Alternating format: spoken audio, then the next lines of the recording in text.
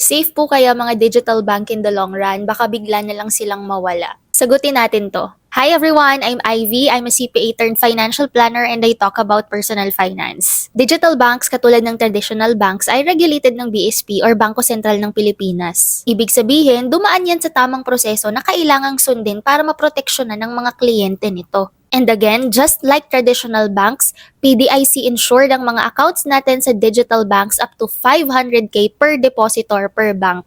Third, financial stability. Check mo sino ba major holders o nagmamay-ari ng bangko na pinaglalagyan mo ng pera. Sample, GoTime is with the Gokongwei Group, a major conglomerate in the Philippines. Kapag kilala mo yung may-ari, mas panatag ka, 'di ba? Kasi you know the ethics and the reputation of the person or institution na nangangalaga sa pera mo.